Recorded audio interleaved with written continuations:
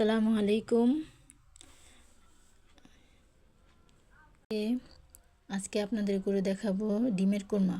ঘরে থাকা সামান্য কিছু মশলা দিয়ে কিভাবে আমি ডিমের কোরমা করি সেটাই দেখাবো। তো আমি এখানে 8টা ডিম সিদ্ধ করে নিয়েছি।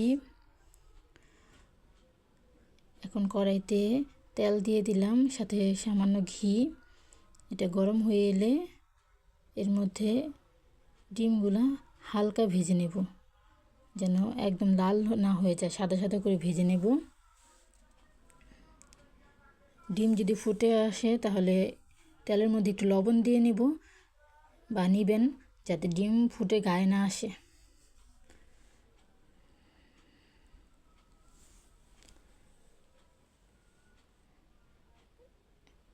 ডিমগুলো ভাজা হয়ে এলে একটি পাত্রে ডিমগুলো তুলে রাখবো।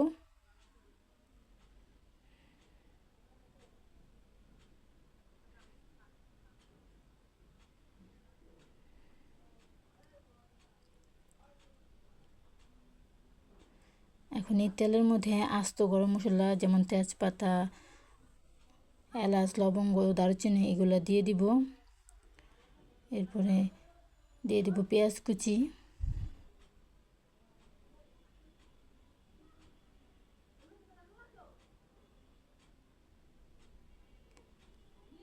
পেঁয়াজ কুচিটা একটু ভাজা হয়ে এলে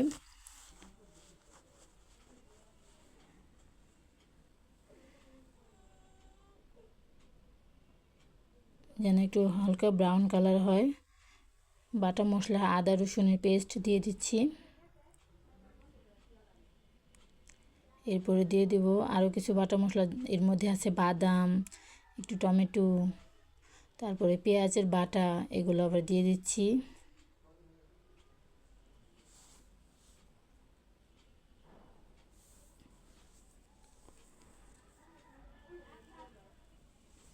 এখন স্বাদ মতো কিছু লবণ দিয়ে দিলাম, মরিচের গুঁড়া,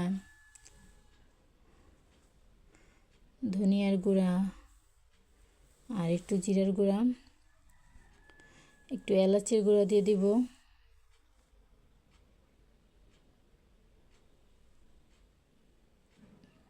আর দিয়ে দিব একটু আমার গরম মশলা গুঁড়া। এটা এখন একটু ভালো করে কষিয়ে নেব। ডিমের কোরমা রান্না করলে চেষ্টা করবেন মশলাটা যেন অনেক সুন্দর করে কষানো হয়। মশলা যত কষানো হবে কাঁচা কোনো গন্ধ থাকবে না, তখন ডিমের ওই গ্রেভি খেতে অনেক মজা লাগবে। মশলা কষানো হয়ে এলে আমি ডিমগুলো দিয়ে দিব।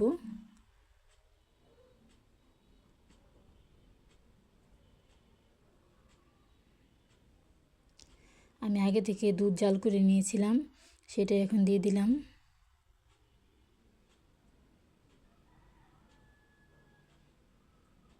তারপর দিয়ে দিব 4-5টার মতো কাঁচামরিচ,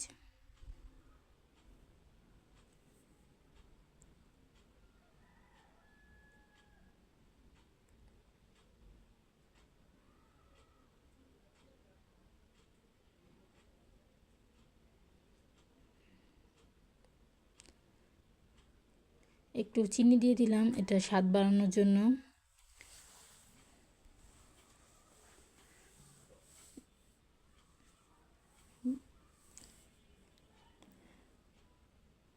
এই যে আমার ডিমের কোরমা রেডি।